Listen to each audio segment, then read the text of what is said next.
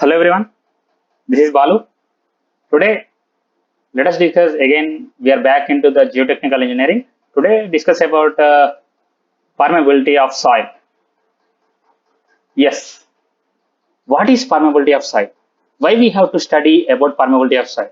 This is the first question. It will be arise in your mind. Yes, for example, whatever the structure you are going to construct, whatever the building you are going to construct, it must be rest on soil itself. Without it rest on soil, it is not possible. You all know this very well.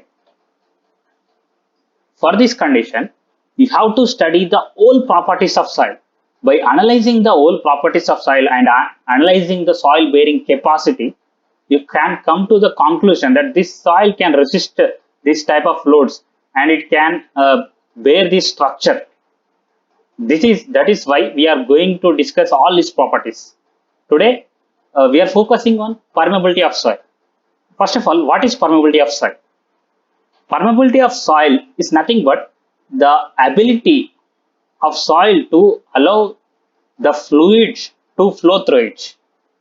I hope you are getting my point. Here you can see this is concrete. We are talking about soil, but the property is same. Here, the concrete has a property of permeability in which it is allowing the water to flow through it. The fluid is anything. Here you can see the water is flowing through it. But the main thing, it is fluid. We are not talking about any only water or any other acids or any other thing, but it is a fluid. Permeability means the whatever the fluid may be, it must be pass through it, like it has a property to allow through it. Okay, and also here you can see there is a lot of types of soil. You mean gravel, sand, silt, clay. In this type of soil, if you see gravel, if you pour water, then the water is passing through gravel as soon as possible than in other types of soil. Why?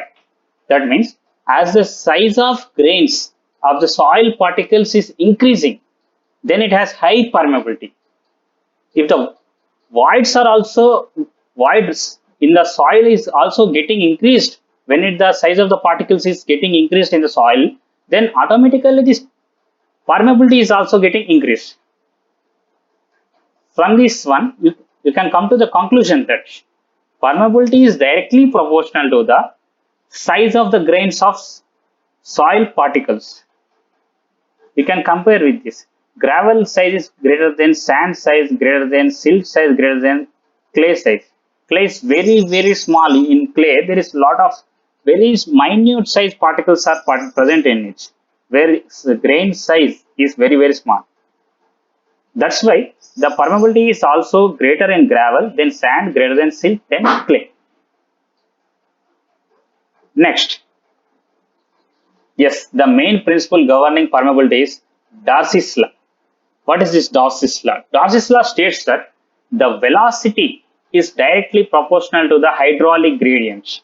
Hydraulic gradient is nothing but head loss by length of soil specimen. Here you can see, for example, the water is flowing through the soil specimen from this section 1-1. For example, here you can see this is section 1-1 to section 2-2. Then the whatever the head loss, this delta H you can see on the screen, then the whatever the length of the soil specimen, that is L, then the ratio of the head loss to the length of the soil specimen is nothing but the hydraulic gradient.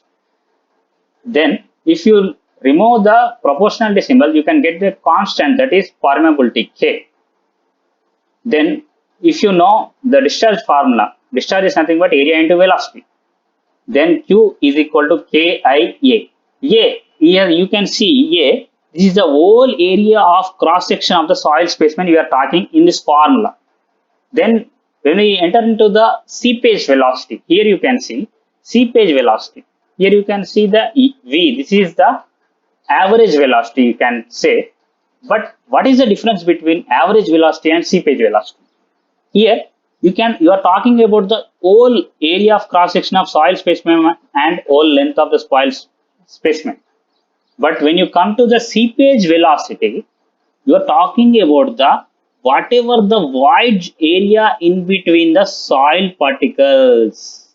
We are not talking about the whole area of cross section of the soil specimen.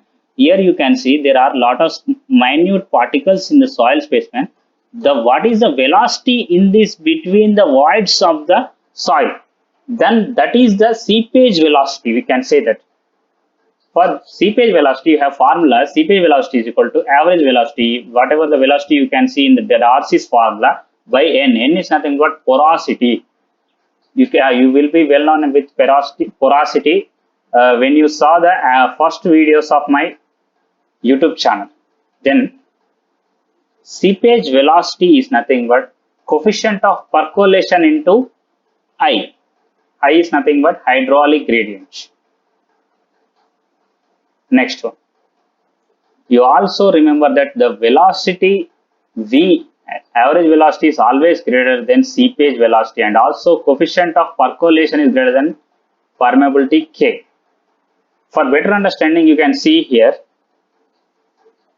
like whenever you are collecting a water from a tub or any bucket, after passing all water through the specimen, then this velocity is nothing but the average velocity. But when you are talking about the voids, then it is nothing but the seepage velocity. I hope you got the point.